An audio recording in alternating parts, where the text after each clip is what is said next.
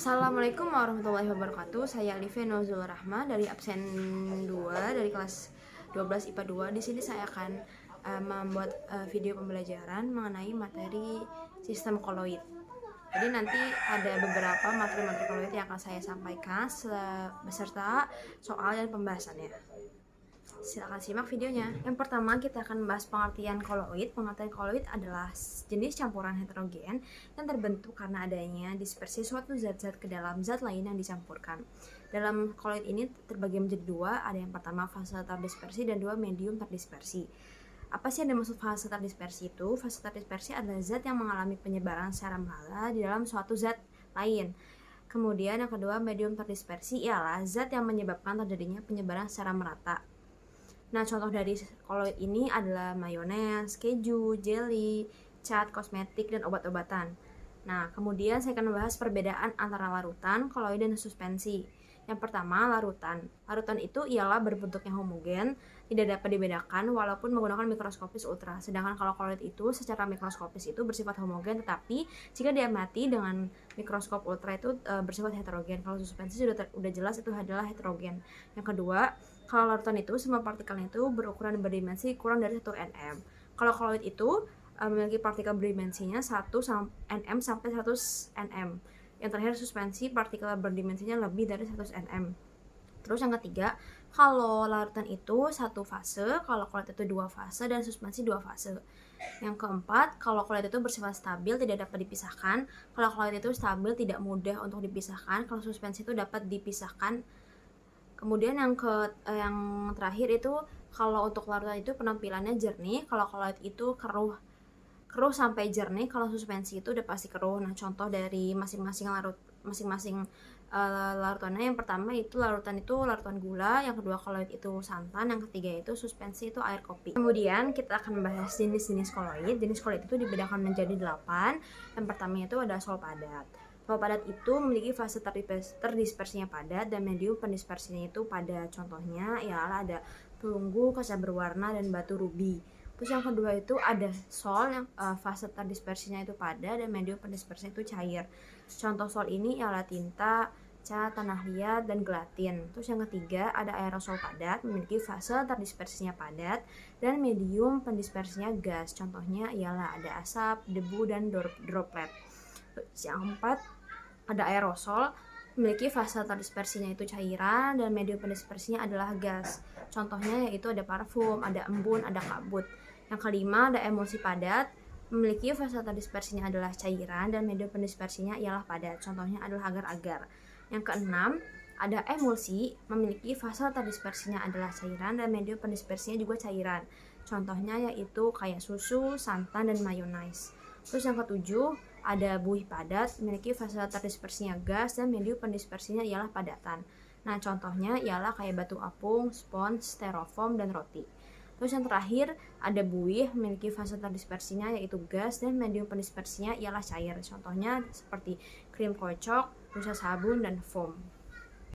Oke, yang pertama kita akan membahas contoh soal nomor pertama. Di sini tertulis banyak 5,8 gram NaCl dilarutkan dalam air hingga volume menjadi 500 ml. Itu molaritas larutan. Yang pertama saya akan mengerjakan bagian A-nya dulu. Nah, di sini saya akan menuliskan caranya, yaitu pertama kita mencari yang diketahui terlebih dahulu. Yang diketahui ialah ada massa NaCl sebanyak 5,85 gram. Kemudian Mr, kita tahu MR NaCl ialah 58,5. Nah, kemudian dari sini kita akan menggunakan rumus ini. Molaritas sama dengan mol zat terlarut per volume larutan atau L. Nah, di sini kita belum tahu ya, kita berarti harus mencari molnya terlebih dahulu. Nah, mencari molnya yaitu tadi yang tahu massa per mr yaitu 58,5. Nah, ini ya. Tadi yaitu molnya 0,1 mol. Nah, ini molnya. Kita sekarang nyari volume. Sebenarnya volume diketahui, volume di soal ada 500 mili. Tapi kita ganti menjadi liter sama dengan 0,5 liter. Nah, kita masukkan saja di rumus yang tadi nih, yang M per mol per volume, jadi M itu mol per volume sama dengan 0,1 per 0,5 sama dengan 0,2 m atau 0,2 molaritas. Terus yang kedua, tentukan apakah campuran tersebut larutan koloid atau larutan koloid atau suspensi. Nah, bisa kita ketahui karena NaCl ini memiliki larutan sempurna dan tidak membentuk endapan atau partikel besar, makanya disebut termasuk larutan. Karena tadi sudah saya sebutkan, karena dia larutan sempurna dan tidak membentuk endapan.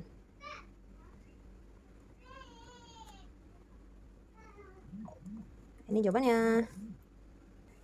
Oke, di sini saya akan membahas soal kedua. Terdapat tulisan di situ larutan koloid FeOH3 dengan konsentrasi awal 0,4 m sebanyak 100 ml dilancarkan hingga konsentrasinya menjadi 0,1 molar m. Berapa volume akhir larutan setelah pengenceran? Dan di sini kita memakai rumus pengenceran aja, yaitu sama dengan, saya tulis di sini, M1 dikali F1 sama dengan M2 dikali F2. Nah, diketahui di sini M1-nya itu ada 0,4. Saya tulis di sini 0,4 dikali F1-nya yaitu 100 ml. Ini di sini ya. 100 ml dikali 100 sama dengan M2-nya itu 0,1. Nah, F2-nya kita nggak tahuin ya.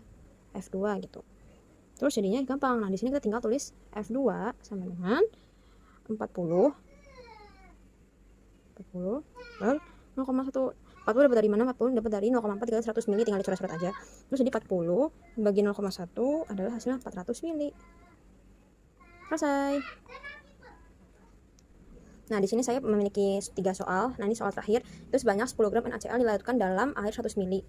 Hitung konsentrasi larutan dalam persen massa. Nah, yang pertama kita menuliskan rumus di sini, yaitu persen massa. Rumusnya adalah massa zat terlarut